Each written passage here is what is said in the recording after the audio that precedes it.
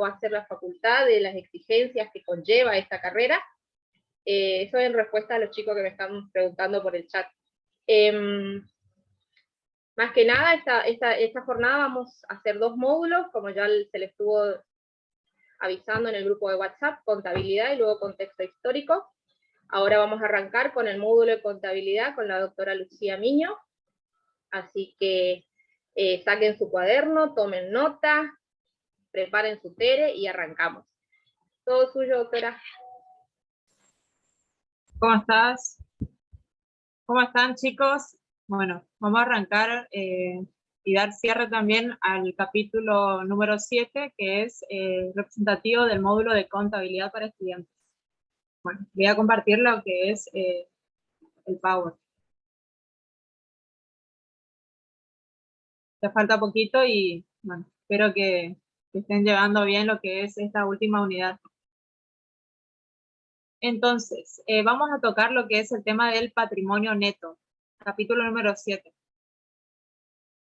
El patrimonio neto es bien conocido por la mayoría, por lo que venimos dando en estos capítulos, como resultante de lo que sería, por un lado, bienes y derechos que van a conformar lo que es el activo de toda empresa, y a su vez la diferencia que tienen estos bienes y derechos restando a esas obligaciones o deudas que pudo haber contraído la empresa. Esto es conocido comúnmente como lo que sería el patrimonio neto. También patrimonio neto va a ser todo lo que posee la empresa, es decir, tanto a esos activos, por un lado, y a esos pasivos. Pero, ¿qué nos va a decir nuestro material de estudio? Y que es muy importante que nosotros adquiramos esos conceptos que nos brinda, es que el capital, este patrimonio neto, se va a conformar por el capital aportado por cada uno de sus integrantes, ese aporte que realicen al capital social y los resultados acumulados. Estos resultados acumulados van a tener un nombre preciso que se va a llamar reservas u otros ítems. Más adelante, en las siguientes diapositivas, vamos a ver qué significan estos resultados o en qué van a consistir estos aportes de cada uno de estos socios que hacen a este capital de la empresa. ¿Por qué realizan estos aportes? Para llevar adelante y cumplir estos objetivos por el cual se han constituido esta empresa, y sobre todo para que sea la fuente de financiamiento de la empresa, esa fuente propia que pueda tener, más allá de si solicita préstamos o algún otro capital. Pero esto en sí va a constituir lo que es la fuente de financiación de toda empresa. Le había dejado ahí en el dibujito de esta diapositiva, la anterior, por favor, una imagen ilustrativa. Por ejemplo, vamos a tener en el medio que va a estar la empresa, el ente, y a su vez todos los integrantes que cada uno de ellos va a hacer su aporte, ya sea con dinero, con material informático, con recursos humanos, la parte intelectual de la empresa, o también puede ser por maquinaria. Esto a modo de ilustrativo, de que ustedes puedan ir bajando esos conceptos para para su mejor comprensión. Bueno, ahora vamos a ir a la siguiente diapositiva. ¿En qué consiste entonces ese patrimonio neto? Va a ser una porción del patrimonio total que posee toda empresa, de ese capital social, de ese conjunto de todo lo aporte que hicieron cada uno de sus socios. Bueno, va a ser parte de este patrimonio de la sociedad. ¿Por qué dice parte? ¿Por qué dice porción de este patrimonio? Porque va a representar a lo que son las deudas de la sociedad. ¿Con quiénes? Las deudas que se tienen con quiénes, con los socios o accionistas de esta misma sociedad. Ustedes van a decir, ¿por qué las deudas con los socios? Porque cada uno de estos socios, al momento del nacimiento de la empresa, de la sociedad, han generado y aportado su dinero, sus ingresos. ¿Para qué? Para usufructuar y obtener ganancias. Usufructuar significa obtener ganancias económicas a partir de alguna actividad o, por ejemplo, de la entrega de dinero en este caso. y que eventualmente, seguramente en todo ese transcurso de lo que fue el ejercicio económico, se pudieron haber generado alguna cuenta, alguna deuda. Bueno, más adelante vamos a ver a qué deuda específicamente es que se toca. ¿Qué pasó? ¿Se escucha un audio por ahí? Bueno, continúa. Ahí está, ya lo desactivé el último. Dale. Entonces, de todos estos aportes que hubieran hecho cada uno de estos socios, se pueden haber generado cuentas con este aporte inicial que realizaron dentro de este capital social que posee la empresa. Recuerden que este capital va a ser para financiar todos los gastos, las actividades que puedan desarrollar y llevar adelante.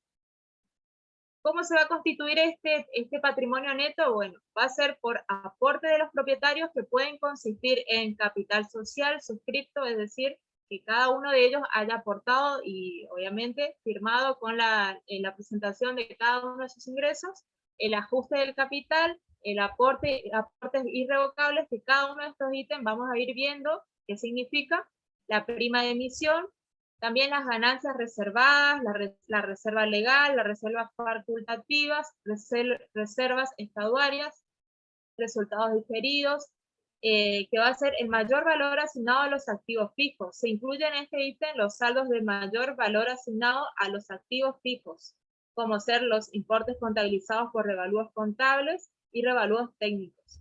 Lo que es revalúo contable y revalúo técnico lo habíamos visto en los capítulos anteriores. Recuerden que el revalúo contable, a modo de síntesis nomás, es ese valor preciso que tiene un valor de uso. Por ejemplo, un aire split, el valor preciso. Y el valor técnico va a ser según la amortización, según la depreciación que haya surgido a lo largo del transcurso del tiempo por el uso de ese bien.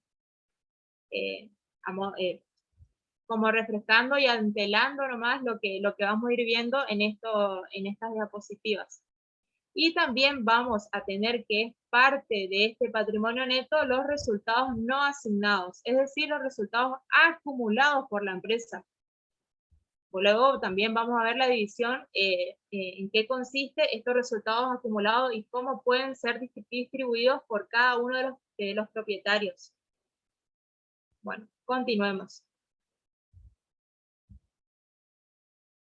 Entonces, vamos a tener nuestra sociedad, nuestra empresa, que se va a conformar por un capital social. Este capital social es el aporte que cada uno de esos integrantes hayan realizado para el sostenimiento de esta empresa, para el cumplimiento de sus objetivos, de sus fines, para que, y que estos se va a representar a través de los activos, las transferencias de activos que hayan realizado cada uno de sus integrantes.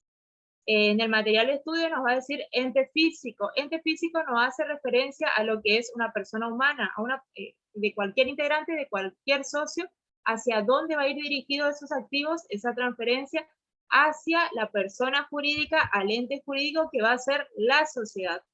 Es decir, cada uno va a aportar con su activo, cada socio, hacia la sociedad, para conformar lo que va a ser ese capital social. Luego, que puede ser para dar nacimiento a lo que va a ser la sociedad o para aumentar el capital que ya posee la sociedad.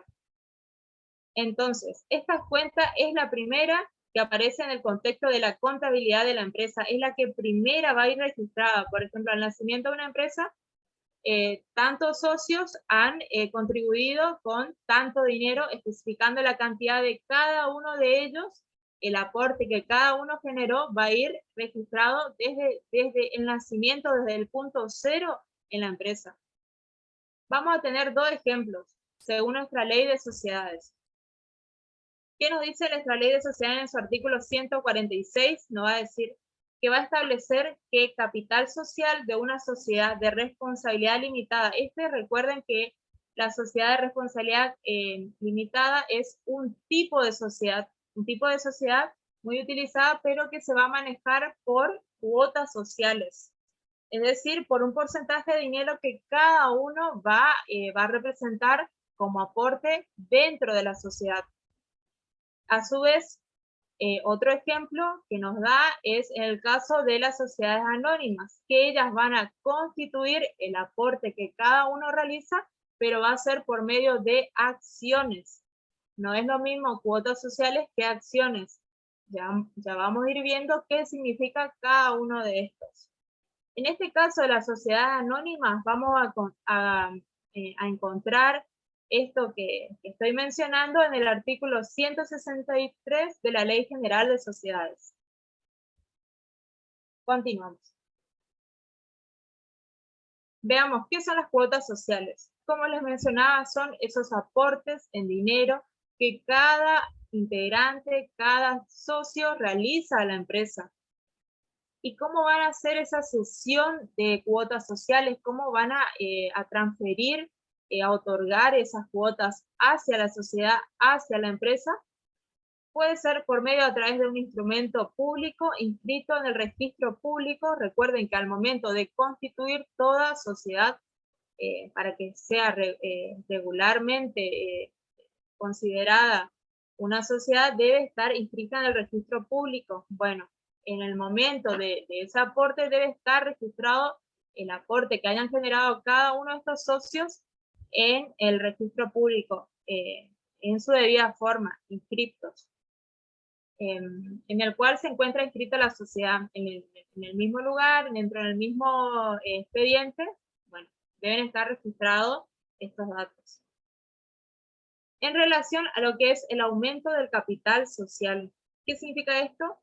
En cuanto a lo que es cesión de cuotas sociales, hace referencia desde el nacimiento de ese capital social que posee la empresa. Y ahora vamos a ir a lo que es cuando ya está la empresa en vida, por decirle, y quieren aumentar su capital, quieren tener mayores ingresos.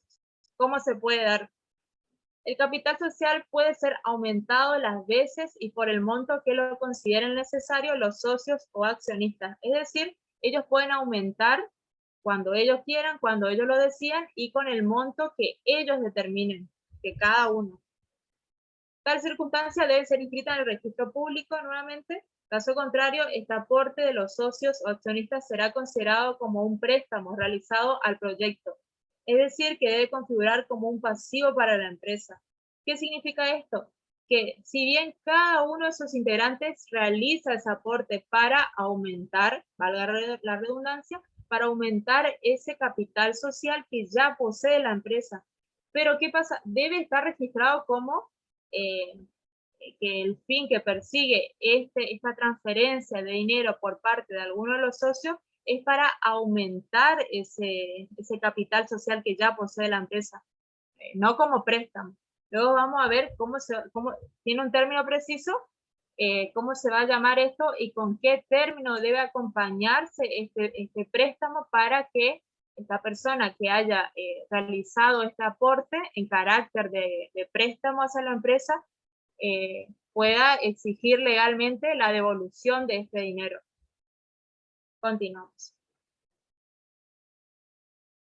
Ahora vamos a ver qué son las acciones. Las acciones van a ser todos los instrumentos financieros que van a contar cualquier sociedad que se manejen por acciones. En el ejemplo que toca nuestro material de estudio es en el caso de las sociedades anónimas, que ellas desarrollan sus actividades y por medio de acciones. ¿Qué nos dice nuestro material de estudio en relación a estas acciones? Que las acciones deben ser emitidas con un valor nominal en pesos de vigencia al momento de su puesta en circulación y de igual valor, dejando en claro que el valor del mercado de estas acciones seguramente diferirá del nominal en el momento de su ofrecimiento o los interesados en adquirirla. Traduciendo esto, ¿qué significa? Que estas acciones, estos instrumentos financieros, al momento de colocarlos en el mercado, poseen un valor. A lo largo del tiempo y las circunstancias, esto puede diferir, se puede modificar. Por eso no es lo mismo el valor de una acción al momento de ingresar en el mercado o el valor propio que puede llegar a tener dentro de la empresa.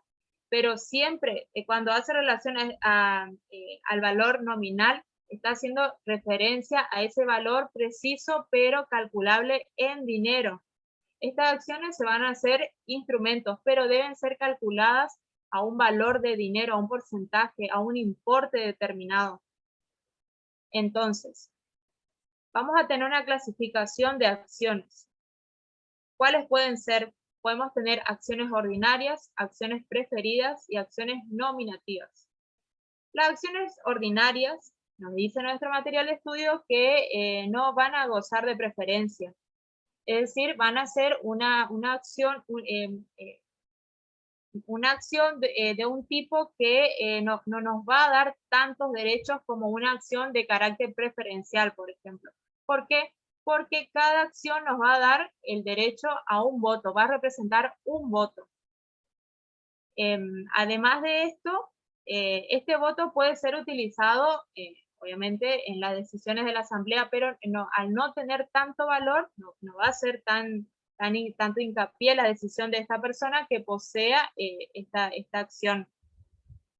Pueden ser sobre los resultados del ejercicio económico y sobre el remanente en caso de la liquidación de la sociedad. Las sociedades, en su estatuto, si bien nos dice que en las acciones ordinarias no van a gozar de un carácter preferencial o que van a tener privilegios patrimoniales, se puede dar una excepción cuando está establecido dentro del estatuto, dentro del estatuto que conforman esta sociedad, que constituyen. Bueno, ellos detallan que a la fecha tanto se puede llegar a, en el caso de que se adquieran acciones, se pueden dar por la emisión de acciones, tanto para el voto privilegiado o múltiple. ¿Y de cuánto estamos hablando de la cuantía? En el caso que sea que no pueda excederse de 5 votos el valor de estas acciones. En cuanto a las acciones preferidas, las preferenciales, ¿qué va a significar esto? Se va a tratar de aquellos títulos, instrumentos financieros, en el cual en el estatuto mismo se va a prever el dividendo fijo, el cobro privilegiado con relación al dividendo de las acciones ordinarias, en relación al valor que puedan tener cada una.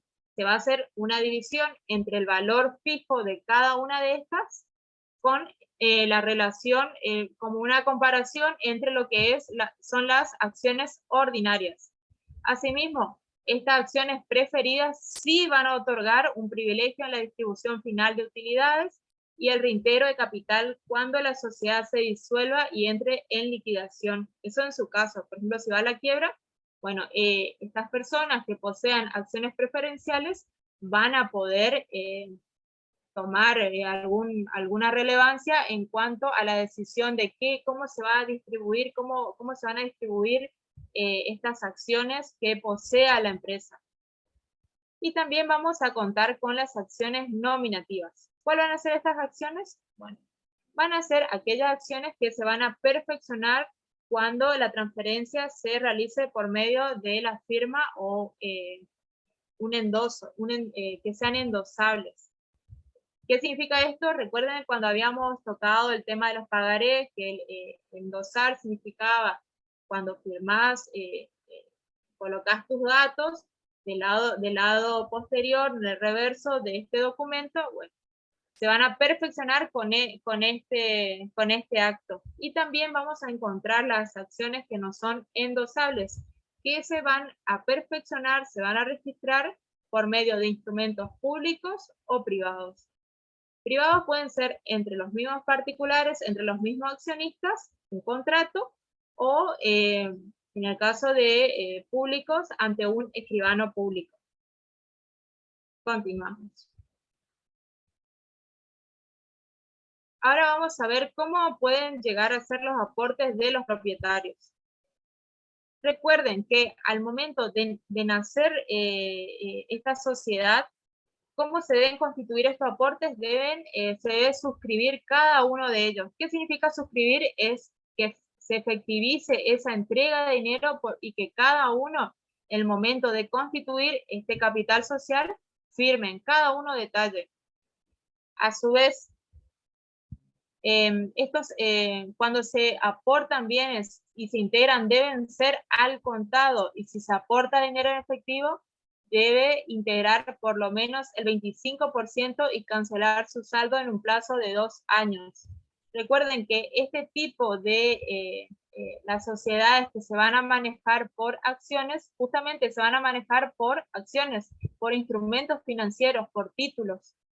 En su caso, no por un monto efectivo de dinero, pero en el caso que los constituyeran, no establece la regla de cuánto debe ser ese valor. Por eso nos va a decir que si en el caso que fuera dinero efectivo, debe integrarse por lo menos el 25% y cancelar su saldo en un plazo mayor de 2 años. En términos jurídicos,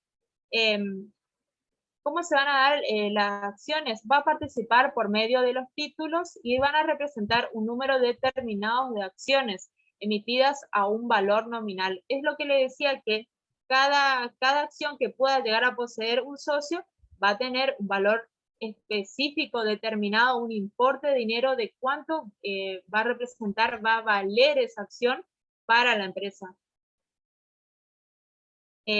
Haciendo referencia a lo que es el valor nominal. Valor nominal es el valor preciso que posee esa acción que ha obtenido. Entonces, valor nominal vamos a tener que es el importe que está escrito en los títulos de posesión y cuya sumatoria de todos los títulos emitidos constituyen el capital social, es decir, que figuran en el instrumento constitutivo y en los estados contables del ente. Entonces, va a ser ese instrumento, pero que va a poseer un valor, un importe específico en dinero de cuánto vale esa acción que posee esta persona que está trayendo esta acción a la empresa. También vamos a tener lo que es el valor de cotización, que generalmente se suele confundir valor nominal con valor de cotización. No es lo mismo. Valor nominal, recuerden, siempre es el valor preciso de esta acción que pueda tener. Y el valor de cotización va a hacer referencia a ese juego y demanda entre el que ofrece estas acciones, la empresa, o el que quiere adquirir estas empresas. Por eso dice, es un juego de oferta y demanda entre el que adquiere y el que entrega o comercializa en este caso, esta acción. Ese juego de oferta y demanda incide en su determinación diversos factores, como situación económica, financiera de la empresa, liquidez a plaza, hasta necesidad económica del vendedor, lo que hace que su cotización pueda fluctuar dependiendo de variables que en muchos casos no pueden ser manejadas por las partes. ¿Qué significa esto? Que hoy por hoy una acción puede estar valiendo un determinado monto, un determinado dinero, y al ingresar al mercado, es decir, cuando ya existen una cierta cantidad de compradores que están interesados en esa acción que está a la venta, va a variar ese precio. Mientras más sean los que están interesados, puede variar tanto subir o bajar el precio de esta acción, y ya sea para su beneficio o no a la empresa. También tiene que ver con cómo es vista esa sociedad, no solamente el contexto económico que está atravesando la misma, la empresa, la sociedad que está poniendo en venta sus acciones. O, por ejemplo, también si está en una cuestión de liquidez de la empresa, se va a reducir el valor de la misma. También vamos a tener la emisión de acciones. Hace referencia al aumento del capital. La emisión de acciones va a ser el aumento de ese capital que puede modificar lo que es la cuantía de esas acciones que puede poseer una empresa. ¿Cuándo? Por medio de esa cotización, cuando ingresa al mercado, si aumenta el valor de estas acciones, va a generar lo que es la emisión de acciones, es decir, un aumento en el valor de este capital en relación a las acciones.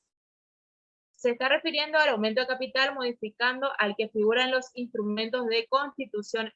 Al momento de cuando se constituye estas acciones, el valor de estas acciones dentro de la sociedad se pueden ver modificadas, y que va a traer aparejado una nueva emisión de títulos, es decir, un nuevo valor, se va a presentar un nuevo instrumento con un valor distinto según el valor determinado que posea a la fecha, por los cuales la sociedad puede pedir un precio igual, mayor o menor al de su valor nominal, al valor que anteriormente pudiera haber tenido, siendo sus denominaciones en cada caso. Entonces, ¿por qué las personas adquieren acciones? ¿Cuál es el motivo? Ya sea, puede ser porque le confiere derechos económicos, es decir, mayor adquisición económica, y también derechos políticos. ¿Qué hace referencia a esos derechos políticos? A que ellos van a las personas, a los socios que posean estas acciones, van a poder decidir en cuanto a los cargos que puedan cubrirse dentro del directorio. Mientras mayor sea el número de acciones, el porcentaje que posea una persona o un socio, va a poder decidir mayormente en las decisiones de relevancia dentro de la empresa. Continuamos. En cuanto a la prima de emisión, si bien el material de estudio no nos da un concepto preciso, le busqué y les dejé en la diapositiva. Prima de emisión va a ser ese valor adicional que se le va a dar a una acción determinada cuando se pone a la venta y se vende efectivamente. ¿Por qué? Porque va a ser en beneficio de los antiguos dueños de esa, o propietarios de esa acción. En consideración, porque recuerden que una vez que entra al mercado, esas acciones van fluctuando su valor, van cambiando, pueden bajar o subir, entonces esa prima de emisión va a ser un valor adicional que se le va a sumar al valor que ya posee cada una de estas acciones. También, entonces, la prima de emisión, su valor no debe ser arbitrario al momento. Claro, sí, como la bolsa de valores, sí, sí. En cuanto a la prima de valor, entonces nos dice que estos socios, cuando ponen a la venta una determinada cantidad de acción, o ya sean las propias acciones, no deben ser arbitrarios en cuanto al importe, al valor que puedan poseer.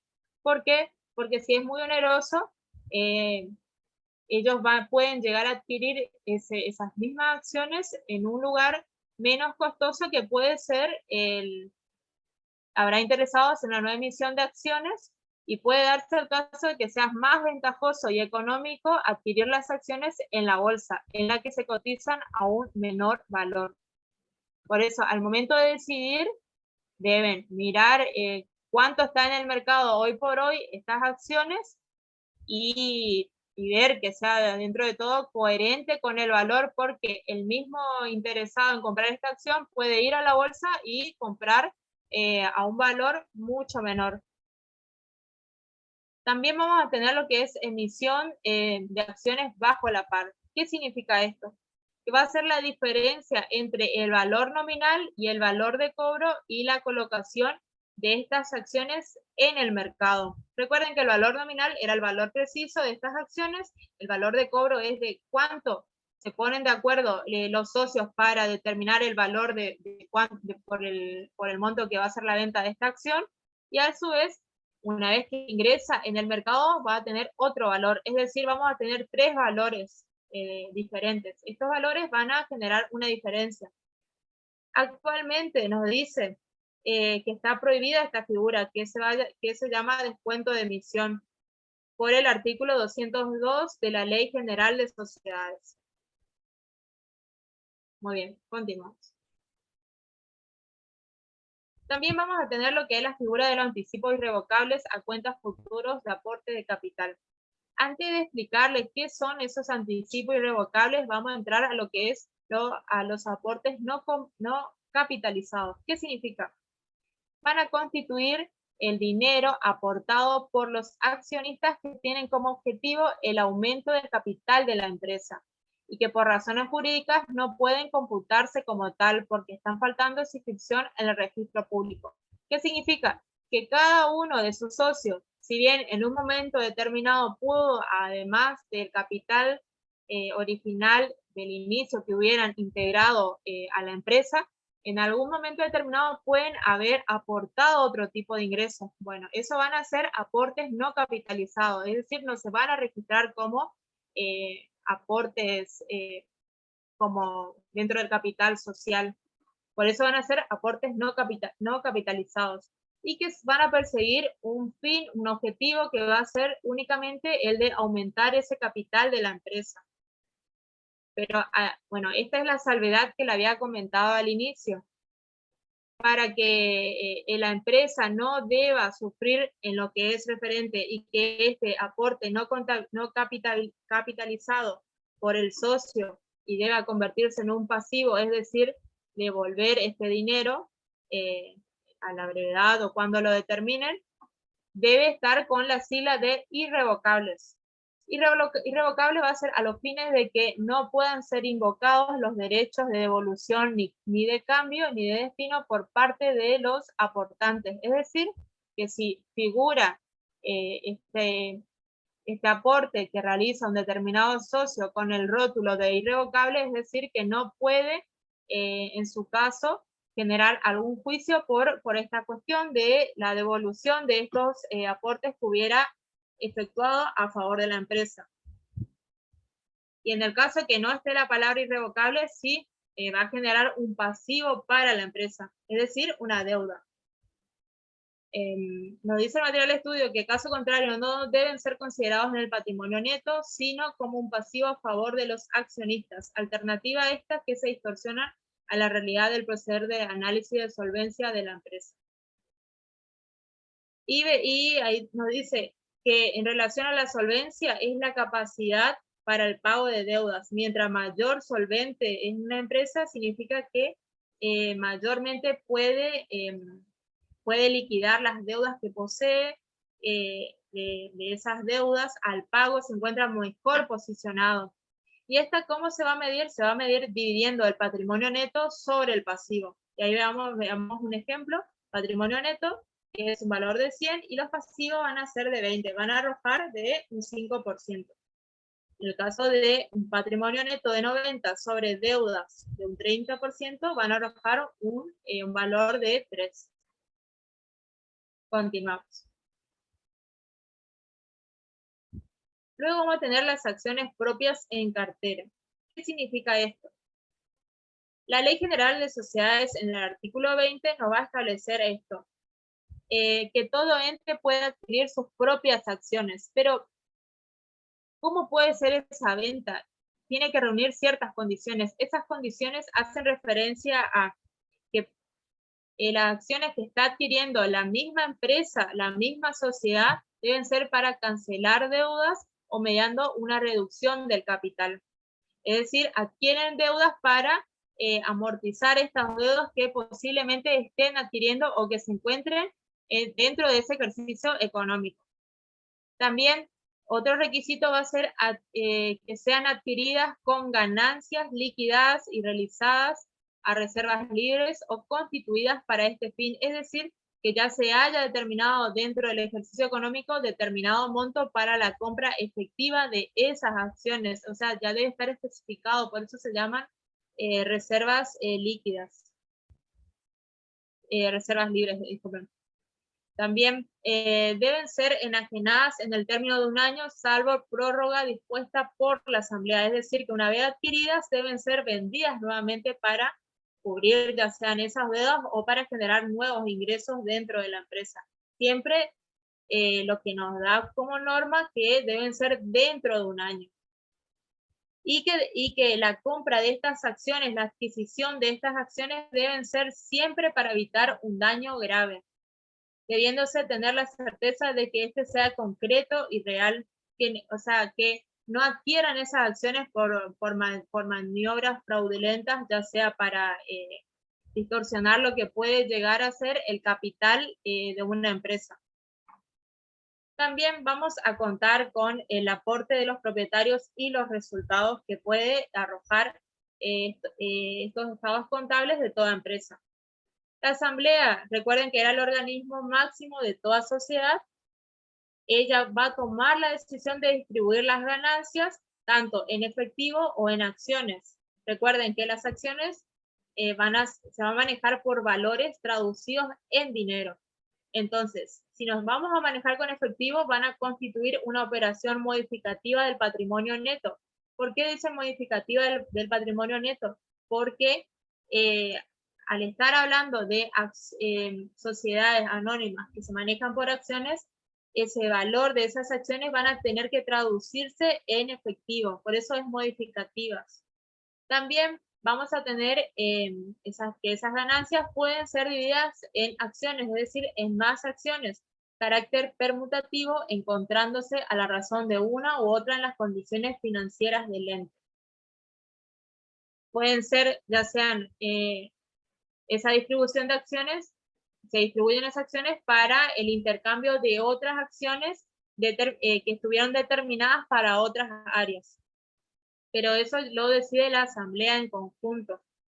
Recuerden, la asamblea es el conjunto de todos estos propietarios como máxima autoridad dentro de toda sociedad. La distribución de las ganancias en acciones es el típico caso de capitalización de utilidades.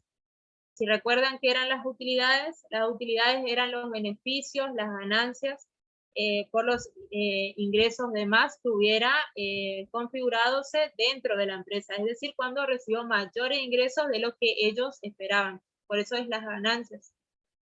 También vamos a tener que los aportes irrevocables o aportes no capitalizados son cifras más significativas a la espera del inicio del trámite judicial que las convertirá en capital social. Es la convertibilización de esas acciones y que para eso va a requerir un trámite judicial. Es decir, se solicita el valor que pase a un valor en dinero, el proceso. ¿Qué va a suceder cuando vencen los términos para percibir los dividendos? Estos fueron en acciones y no han sido retirados por sus beneficiarios. ¿Qué va a pasar si cuando ya se hizo la operación de distribución de estas acciones, de estas utilidades, y no se presentaron a los que habían sido otorgadas estas acciones, estos valores? Bueno, la empresa, ¿qué puede hacer? Se las queda. Por lógica, nos dice que sí, que se las queda. Ellas mismas los van a adquirir. ¿Y qué significa adquirir? Significa hacer propio un derecho o cosa que a nadie pertenece. Si la persona a la que iba distribuida esta acción, este resultado, no la reclama, vuelve a la empresa.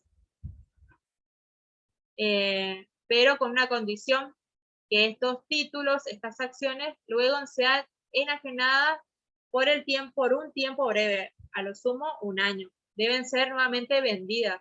O sea, deben adquirir nuevamente el valor de estas acciones. Continuamos. El aporte de los propietarios y su reducción. ¿Qué significa? Que estos aportes que cada socio realiza a la empresa se puede ver disminuido o reducido según la condición específica. Vamos a tener que la reducción obligatoria va a absorber pérdidas. Según el artículo 206 de la Ley General de Sociedades, que la hacen obligatoria cuando las pérdidas y sumen las reservas y el 50% de capital. Es decir, absorben estas reservas. Por eso es reducción obligatoria. Van a absorber y el 50% de ese capital. Y la Ley 27.541 suspendió esto hasta el 31 del 12 de 2020 y su procedimiento. En este caso no se modifica el total del patrimonio neto, puesto que se van absorbiendo, o sea, se van reduciendo, pero por medio de los valores mayores van absorbiendo ese capital que posee, va absorbiendo estos resultados por su reducción. Primeramente las reservas voluntarias y luego las reservas legales y el remanente con la cuenta de ajuste al capital. Deben absorberse también las pérdidas de la empresa con los montos consignados como primas de emisión, porque estas son consideradas reservas especiales. Recuerden que las primas de emisión eran esos valores que se le suman por la venta de toda acción. Se le adhiere, se le suma un porcentaje. Y también vamos a tener lo que es la disminución real del capital, que se da con el reembolso a los accionistas. Es decir, se le devuelve ese valor de la acción que hubieran aportado a la empresa y en su caso cuando se le reembolsa el valor de esas acciones que hubieran presentado ante la empresa, se le va a otorgar un bono de goce por su reembolso. Es decir, por haber, se le emite un bono porque han devolvido el valor.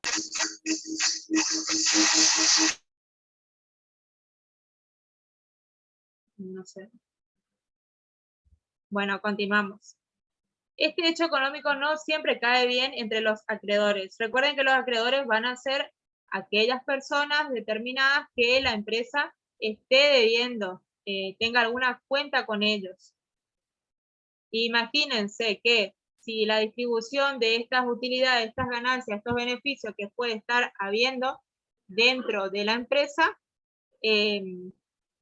se las reembolsa a los accionistas. Obviamente esto no va a caer bien a los acreedores porque ellos esperaban que desde la sumatoria de estas acciones sean liquidadas las deudas que posiblemente posean con ellos. ¿Entienden? Por eso dice que no va a caer bien a los acreedores, porque es un capital que está egresando del capital de la empresa misma a la que se le desea ejecutar el valor de la deuda. También la ley 19.550, que es la ley de sociedades, va a establecer que no se exigirá cumplimiento a una serie de requisitos cuando esta amortización se efectúe con ganancias y reservas libres y las acciones estén totalmente integradas. En la exposición contable del estado de evolución del patrimonio neto, en la exposición contable del estado de evolución del patrimonio neto, bajo el título de aportes no capitalizados, se incluyen las originadas en aportes irrevocables para aumento del capital y los saldos en prima de emisión. ¿Qué significa que esto? Que se van a sumar estos valores que hubieran arrojado como resultado lo que es la prima de emisión, que era esa adición por la venta de una determinada acciones, y a su vez por los aportes irrevocables, es decir, aquellos aportes que el socio que la empresa no va y no debe devolver a estos accionistas que hubieran brindado ese aporte para el aumento de los ingresos del capital de esta empresa. Continuamos. En cuanto a las ganancias reservadas, vamos a tener unas categorías que ya mencioné anteriormente, pero bueno, ahora les explico en qué se basan cada una de estas reservas. Las reservas, recuerden, que van a ser a raíz de las ganancias que se hubieran efectuado dentro de la empresa. Los destinatarios de las ganancias liquidadas y realizadas son los accionistas o los socios, pero en diversas circunstancias estas utilidades no son distribuidas por algunos motivos, por ejemplo, el de proyectar en la empresa, encarar nuevas inversiones, la expansión de otras áreas o regiones.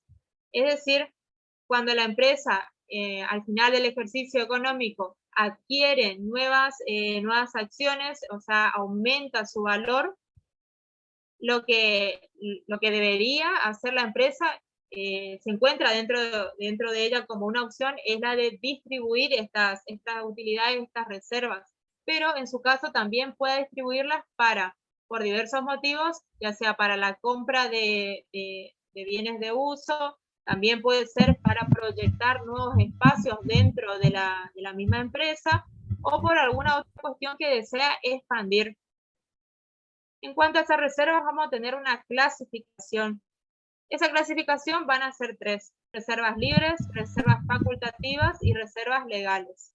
Y las reservas libres van a ser obligatorias y van a ser específicas, es decir, va a ser un monto determinado que se va a reservar, a guardar, para que cumpla un fin determinado dentro de la empresa, ya sea para la compra, la liquidación de algún bien, etc.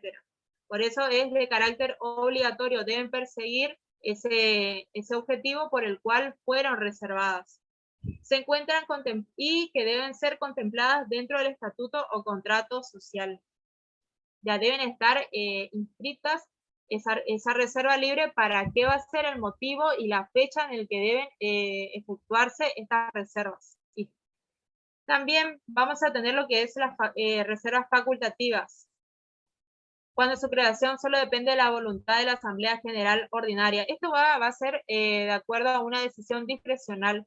Ellos van a determinar, bueno, si hacen o no la reserva y para qué. En el otro, a diferencia de las reservas libres, ya está instituido y contemplado dentro del estatuto. En estas reservas facultativas, ellos mismos, en asamblea, los socios van a determinar en qué utilizan esa reserva. Después también vamos a contar con la reserva legal, que es establecida en forma obligatoria por imperio del artículo 70 de la ley 19.550, que es la ley de sociedades, en que nos dice que el 5% de las ganancias liquidadas y realizadas de cada periodo económico se deben contemplar hasta el 20%, hasta llegar al 20%, es decir, año a año, el 5% deben ir guardándose, reservándose, hasta completar el 20% de un capital. En el caso de la disminución por cualquier motivo de esta reserva legal, no se pueden distribuir utilidades hasta el reintegro del monto disminuido. O sea, primero lo que se debe distribuir van a ser las otras reservas antes de esta reserva. Y para que se utilice esta reserva legal debe haber un motivo específico. Continuamos. Luego vamos a tener lo que es reservas y subconstitución y desafectación. Las reservas, ya sean estatuarias o facultativas, recuerden que vimos, las estatuarias van a ser las obligatorias, las que están inscritas en el estatuto o contrato social del motivo por cual se van a utilizar, y las facultativas van a ser a la orden de la Asamblea General, y que van a ser constituidas con el objetivo de cumplir un fin predeterminado, es decir, el nacimiento de esta reserva se va a dar por un objetivo. Por ejemplo, la compra de un bien de uso. Ejemplo, el tractor para la empresa. Se determinó tal monto, se reservó, puede estar tanto en ambos casos ya fijado dentro del estatuto o contrato social la compra de un tractor, entonces va a ser una reserva estatuaria, o en el caso de alguna actividad que hubieran incorporado y que deban adquirir un tractor para realizar la actividad por la cual se están fijando, bueno, se va a realizar la compra. Se están destinando resultados que en principio debieron ser entregados a los socios o accionistas en calidad de dividendos.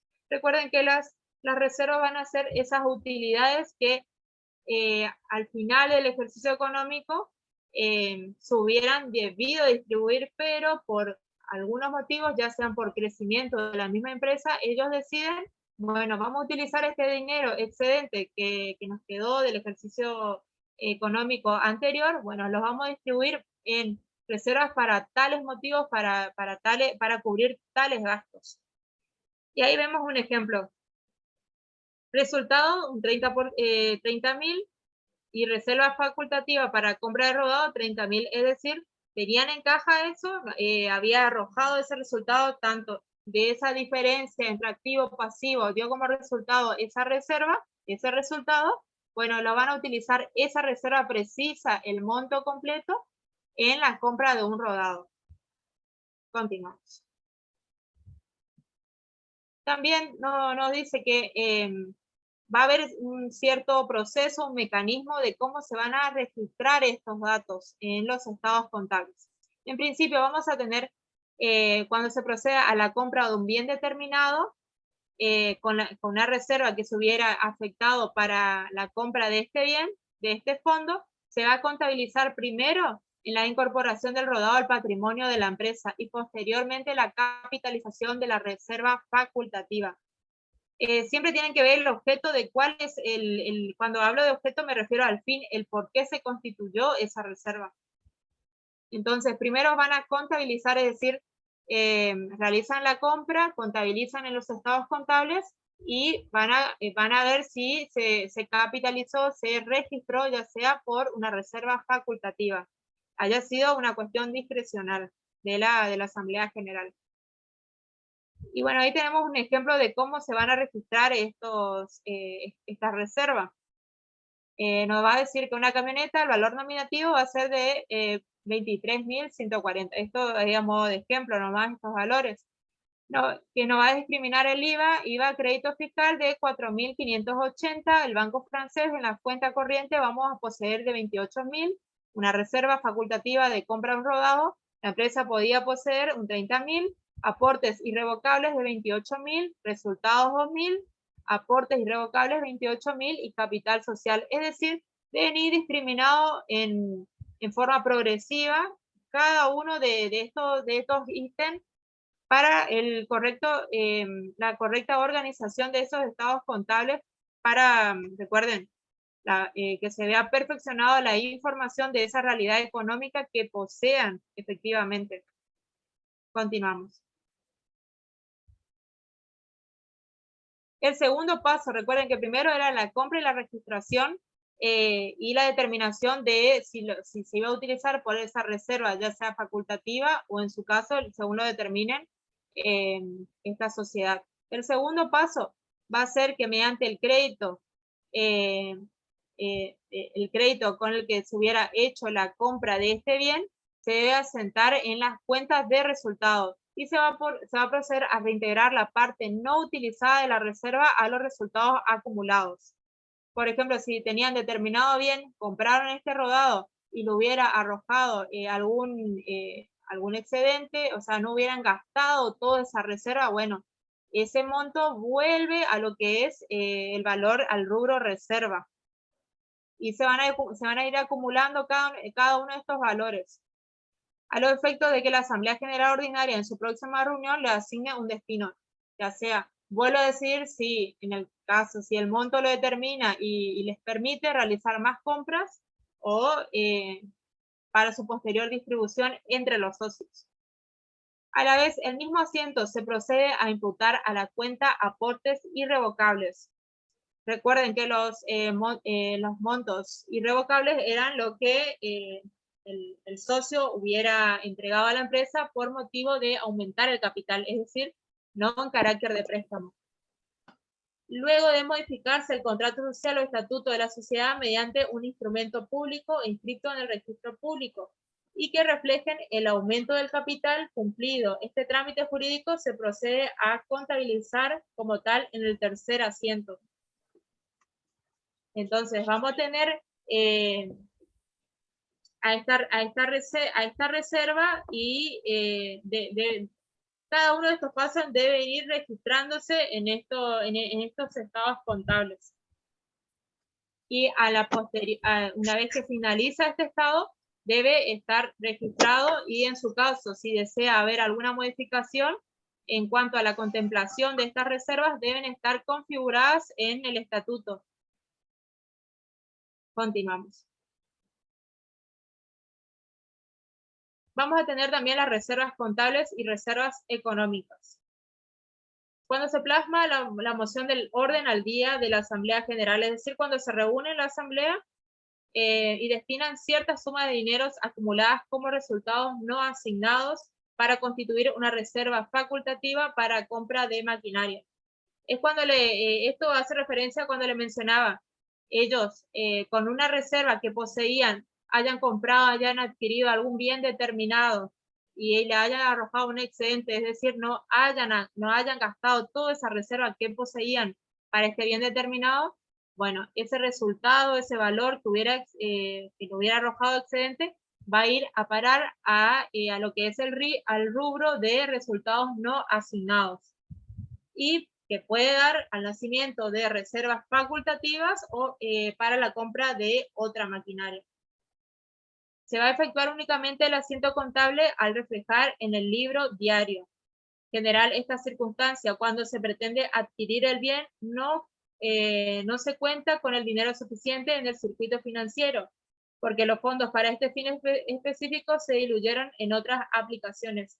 Generalmente, dentro del ejercicio económico ya debe estar especificado dentro de toda esa organización de la empresa qué se va a comprar, qué se va a pagar, todos esos gastos, esos pasivos que pueda llegar a contemplar esta empresa, y en el caso de que desee adquirir nuevos bienes o deba pagar nuevas deudas, ahí es cuando se utilizan las reservas. Eso no hace referencia a este párrafo. y que esta situación debe estar discriminada y especificada dentro del libro diario, cuando efectivamente se da esta utilización de la reserva. Continuamos. Luego vamos a tener lo que son los resultados diferidos y resultados no asignados. Los resultados diferidos, según la resolución técnica número 16, recuerden que las resoluciones técnicas son esas normativas específicas y obligatorias para los estados contables. En este caso, ¿qué nos va a decir la resolución técnica número 16 en relación a los resultados diferidos? Es que va a comprender a los mayores valores asignados a los bienes de uso, los que anteriormente eran contabilizados como revalúo contable o revalúo técnico. Ahora se lo incluye como resultados diferidos. En razón de estos importes no pueden ser reconocidos como resultados de tenencia. ¿Qué significa esto? Que el resultado que nos va a arrojar ya no se va a dar esa diferencia entre lo que era el resultado contable y el resultado técnico de un bien de uso. Está haciendo referencia siempre al bien de uso. Recuerden, el bien de uso es aquel artefacto que utiliza la empresa para desenvolver su actividad. Por ejemplo, volvemos al tractor. Este bien de uso va a tener un valor contable y un valor técnico.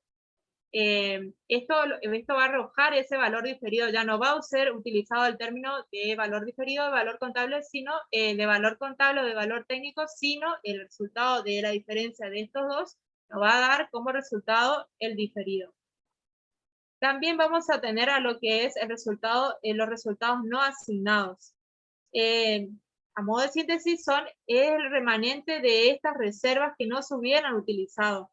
Corresponde a la contabilización a los montos pendientes de ser asignados por la Asamblea General Ordinaria. Es decir, a ese restante de la reserva de ese resultado, bueno, esta asamblea en el próximo ejercicio o a un determinado periodo que ellos consideren, van a ver la distribución de estos resultados. Por eso el resultado no asignado todavía de ese remanente no se hizo la distribución efectiva. También vamos a contar con los estados de evolución del patrimonio neto. ¿Qué nos va a decir ese estado de evolución del patrimonio neto? La información específica con la que se encuentra este proceso que viene atravesando la empresa dentro de su ejercicio económico. En él se van a exponer la forma dinámica de los motivos por los cuales el patrimonio neto de un ente económico varió de un ejercicio, es decir, si subió, bajó, se incrementó, si por ejemplo la empresa se llenó de deudas, si tuvo un año muy bueno, muy beneficioso, de grandes utilidades que utilizó en la adquisición de bienes. Todo eso se va a ver plasmado dentro de lo que es el estado de evolución del patrimonio neto. Va a informar además cuáles son las cuentas con las que componen esta empresa, tanto desde el inicio del cierre del ejercicio económico, como desde el nacimiento, como al cierre de su ejercicio económico. En esta evolución se van a plasmar todas las actividades que fue llevando adelante esta empresa, ya sean por los actos de activos o pasivos que pudieron haber acarreado la misma. Y por último, la siguiente diapositiva, vamos a tener las revaluaciones de bienes de uso. Recuerden que bienes de uso eran todos aquellos artefactos, bienes que son de utilidad para la empresa para desenvolver, desarrollar la actividad que está llevando adelante la empresa. La resolución técnica número 17, modificada por la resolución técnica número 31, nos dice que admite la opción de la revaluación solo para los bienes de uso. La excepción es solo para los bienes de uso, es decir, darle un bien de uso va a poseer un valor determinado. La revaluación se va a dar, es decir, darle un nuevo valor según las circunstancias por las que haya atravesado este bien de uso, este artefacto o esta maquinaria. Y las inversiones de bienes de similar naturaleza, realizadas con posterioridad a su reconocimiento inicial como tales. El costo de adquisición, como le decía, el tractor en el uso, día a día va a sufrir una amortización, ya sean por costos técnicos, el mantenimiento, todo eso se tiene que ir reevaluado al momento posterior si se decide para la venta. O de por sí, Dentro de los estados contables, si bien a la fecha tanto poseía un valor cuando era nuevo, y a lo largo del tiempo, el transcurso del tiempo, lo que va a producir es una depreciación en cuanto a su valor, es decir, va a bajar ese valor que posee un bien. ¿Cuál es el importe a considerar en la determinación del valor razonable del bien valuado? El importe a computar es el que la entidad recibiría por vender el activo en cuestión llamado precio de salida. Es decir, cuando adquiere un bien, ellos van a determinar si al momento de realizar esa venta lo configuran o no. Por eso se va a llamar precio de salida, sin deducir los costos de la transacción, pero sí los costos de transporte, si se incurrió en flete, por ejemplo, dado que el valor razonable depende de la ubicación del bien. Y bueno. Y damos por finalizado este capítulo y les deseo muchos éxitos. Les dejo una frase. El éxito es la suma de pequeños esfuerzos repetidos día a día, día tras día.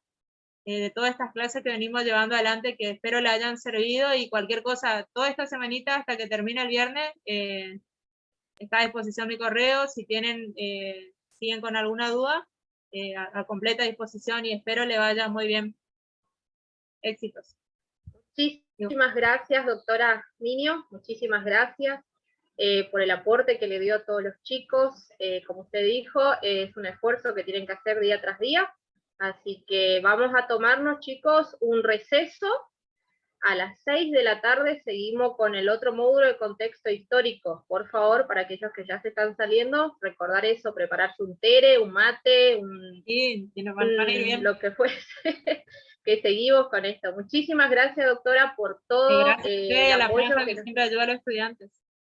Y bueno, como ya dijo la doctora, está a disposición de todos los chicos que tengan alguna duda. Así que, bueno, la liberamos, Doc. Muchísimas gracias. Gracias a ustedes. Éxitos, chicos. Todo va a salir bien. Estén tranquilos nomás ese día. Y refresquen todas sus ideas. Nos vemos a las 6 de la tarde, chicos. Nos vemos, chao, chao. A estirar las piernas.